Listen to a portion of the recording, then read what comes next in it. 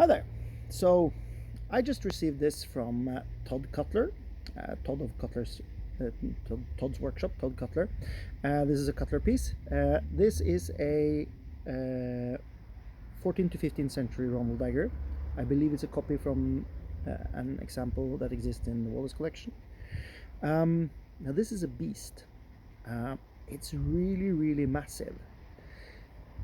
And that makes it a bit interesting because it is probably at the absolute largest end of how big Rondeldaggers were.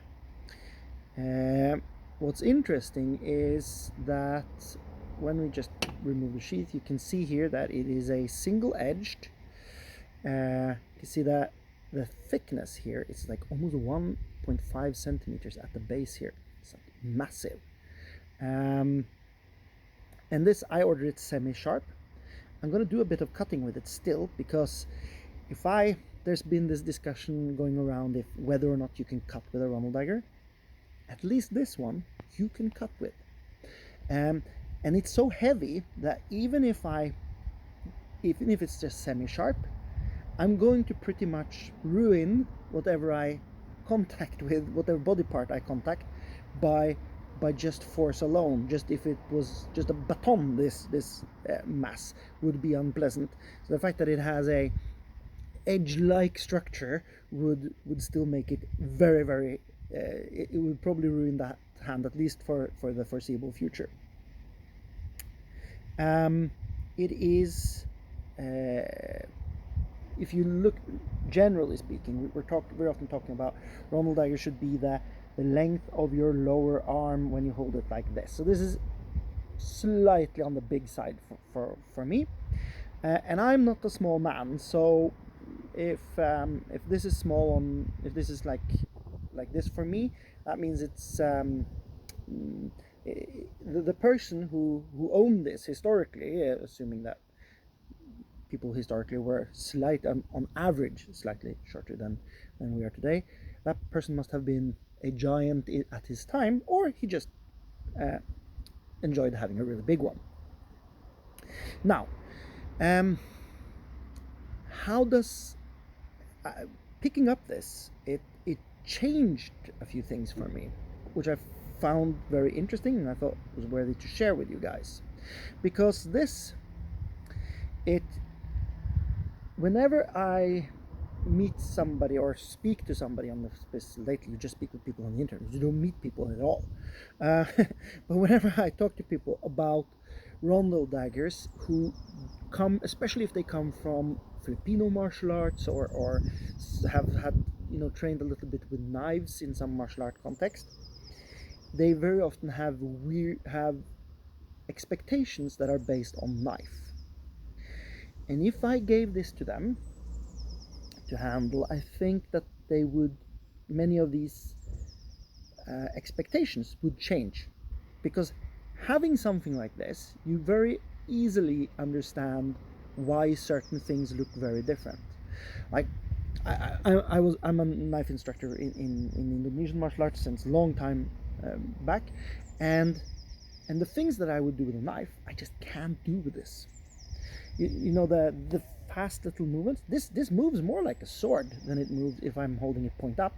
It moves much more like a sword than it moves like a knife. I can't do the small little twirly things. It would take too much time, and I would have to retreat it, just these things, because it's so long and massive.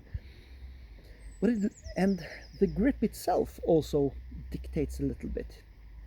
You see how the rondelles are enclosing my hand. Now, if this was a knife, I would want to hold it like this, you see, kind of like a saber. Now, it's rubbish to hold this like this, and that's the way I would get the most control over it if I was to fight with it this way. So I can't do that, really. It's just very uncomfortable in the hand to do that. So these kind of get in the way. What it really serves itself is to hold it kind of like a hammer, and use this way, and then it kind of becomes also a bit less nimble because of that. What it really shines is when you hold it like this. Then it feels like, oh yeah, no, this is what it's made for. And that's like, it kind of like makes it really natural. And when you, for example, I know I've spent lots of time talking about the guards. Now, for example, if you look at Mittelhut, like if you look at the drawings, it kind of looks like this. This is like the Mittelhut, right? The middle guard. Now, as you see, I don't know if you can see it, but I'm actually tilting my wrist a little bit to keep the point on line towards my opponent. If I'm going to be lazy here, the point will start pointing downward. And that's actually a really bad idea, because if that happens, the person just has to put his hand here, and the space needed for me to retrieve the dagger in order to make it come online again is simply too big. It's too big for what I have, because the blade is so long. So I can't really retrieve it, unless I would have to, move my whole body back, and it becomes more gross motoric. The movements become bigger, and that's exactly what we're seeing. That's exactly what we're seeing if you compare the manuals like Joachim Meyer to, for example, Filipino martial arts. It looks like it's big movement, and it's a bit clunky compared to a lot of the Filipino stuff, and it's simply because this is the kind of weapon that it accommodates. And now you could have smaller Rondeldaggers, absolutely, but this would be in the range of what you would have to accommodate. So this kind of changes a few things. I also, when I watched a video by Todd quite recently, he talked, it was very interesting, he talked about how to carry your dagger. And I'm gonna make a video shortly about how this dictates how you draw your dagger. And this again, how this plays into how you use the dagger, and how the guards show up, because the guards are in part a result of how you carry your dagger. Because the first thing you'll do when you draw your dagger is to assume some sort of position that is useful, unless you're attacking as a part of the draw. But even then, you would have to move it. It would have to come into a position from where you can stab, because stabbing is what this weapon is made for. Even though I say it can cut, that's not its strength. It can cut, but that's not what it's made for. This is made for shoving into somebody, and if I shove this into the hilt into somebody, it's almost coming out on the other side, or it is coming out on the other side, depending upon part of your body. But if it kind of went in here, it would go very, very deep. And I'm gonna go more into this when I feel myself moving, but I thought I'd do this quick one right now. And it kind of requires more space in order to work, especially since it's stab centric or thrust centric. It needs space, and that's why the guards are retracted and kind of look weird. There's another thing that's interesting, and I'm going to go more into depth about this in the future. But if we look at the sheath that came with it, if I was to carry this, I could carry it like this, or I could carry it like this. I'll go through different ways of carrying it. But anyway, it would be carried with the edge backwards. If you can see this is the thick part is actually front, and that has to do with how the sheath is constructed. Now you can make it the other way around, no problem. So it could be carried edge forward. I don't know, and I would be really interested if Todd sees this. Is this because you just happen to make it that way, or is it because you have historical sources for this being the way it was carried? Especially if I'm carrying it on the right side, which is where I would mostly carry this, because I'm going to draw it up for thrusting. I would carry it on the side of, assuming that I'm right-handed. It would be really interesting to know if this is a conscious decision on his part, or if this is the way he's seen it done, or if this just sometimes you just do things because you do things, and it would be interesting to know. And I'm going to go through this in depth. He also said one thing when I watched this video. He talked about the design changing towards the end of the Rondeldagger period. So that would be like 15th to 16th century, maybe, or 16th to 17th century. At the end of, I mean, early 17th century, you still find Rondeldaggers, and that they became shorter and in blade and heavy, more substantial in rondels, that they became beefier. I think that's what he said. But the important thing for me isn't as of yet necessarily exactly what happened when, but I think I'm not misrepresenting what he said if he said that the blades become shorter and it becomes beefier towards the end. I think that's what he said. But I'll go back and double check. And I've also emailed him to ask if this is something he is based on his own observations, or if he actually has some written source that he academic source that he can refer to. But anyway, if that is the case, that is really interesting, because there's two factors here. At the beginning of the period, the Rondeldagger is predominantly a weapon carried by men-at-arms, people whose business war was, knights, etc. And towards the end of the period, I think it's mid-15th century, it starts showing up in civilian contexts, at least in artwork. That doesn't mean it wasn't in civilian context before, but at least we see that from that point we know it was in civilian contexts. And the fact that they after this become smaller, then you could say, oh, okay, so they became smaller because they became less more civilian in use, and that was more practical for a civilian. Doesn't need, a big ass beefy one like this.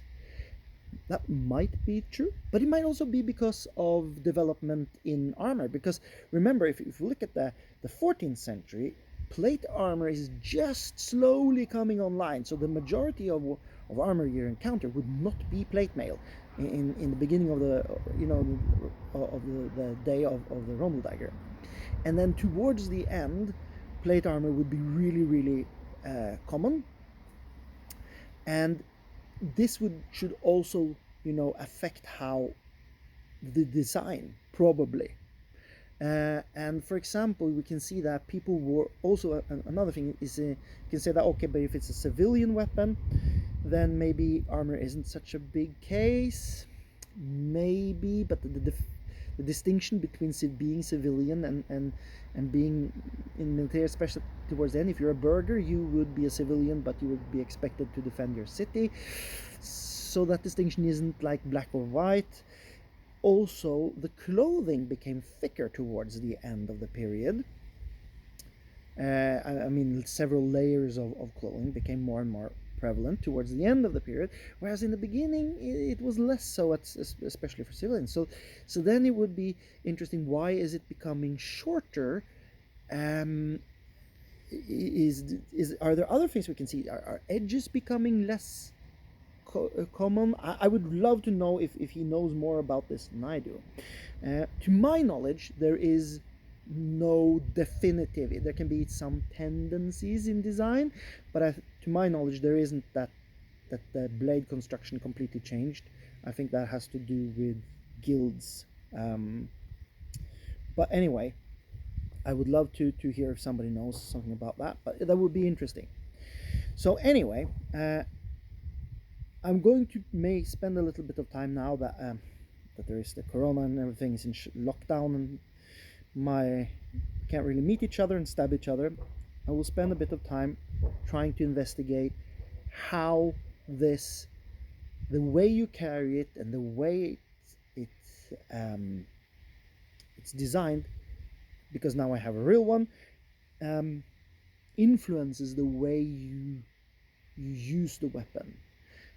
Because I have a suspicion, just based on handling it since I got it yesterday, that this is the case. That the design, it doesn't translate very well into trainers, and that this kind of reinforces my view that the big movements that you see in mire are actually typical for Rondeldagger techniques. That these small movements, there's something that you really wouldn't want to do with a weapon this size.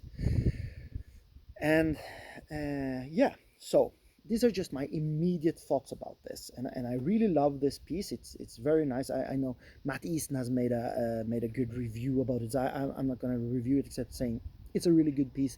This is a cutler piece, so if you go order from his Todd's Workshop piece, you'll get a even prettier one than this one. But bang for buck, this is really good. This cost me about 100 euros. The only bad thing I can say, and this is nothing on Todd's part, is that that post Brexit it gets stuck in the customs, and they want extra money from me for importing it, because now it's outside of the EU, and that's a pain in the ass, and I wish it wasn't so, but that's not his fault.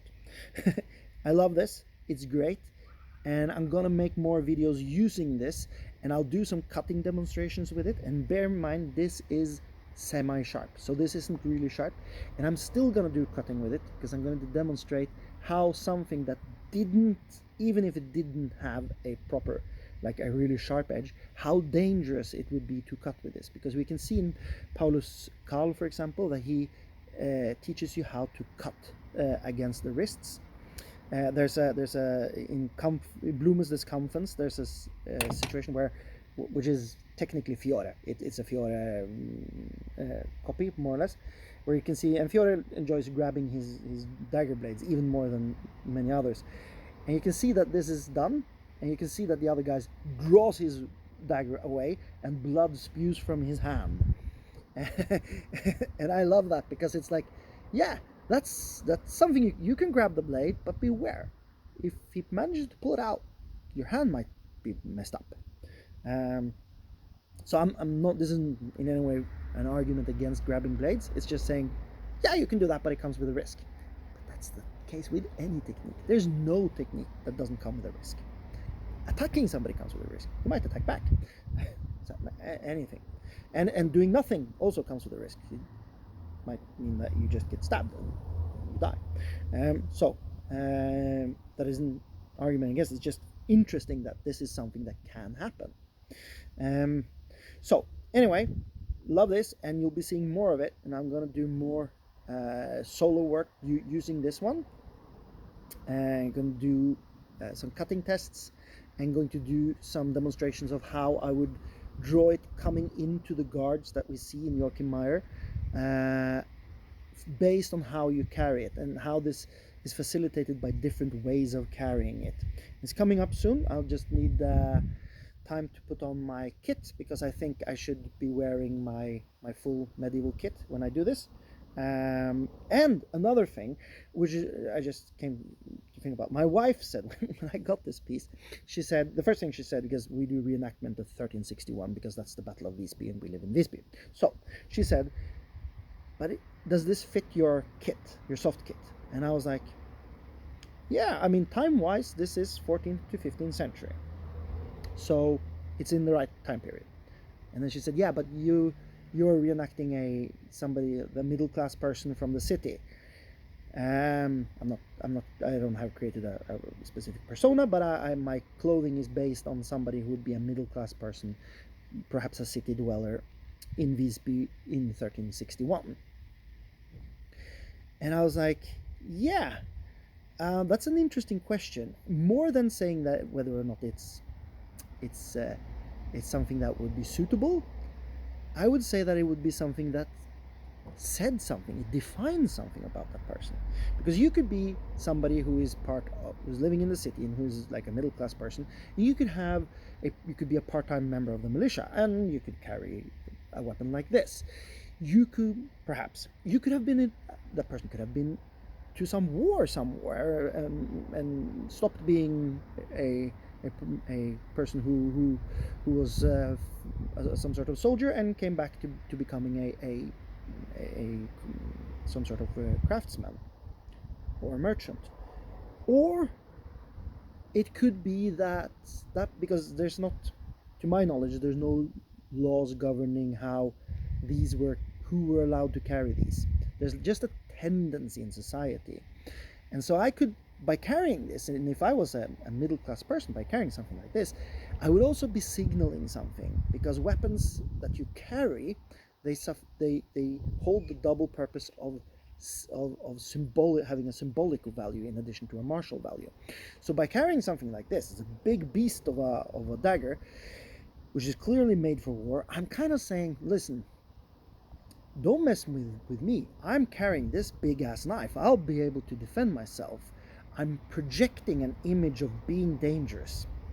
Now, this might be because I have a poor self-esteem. This might be because I actually am afraid of being robbed. I maybe got robbed before. There might be several reasons for this, because these psychological reasons are the same for people in the medieval period as it would be today.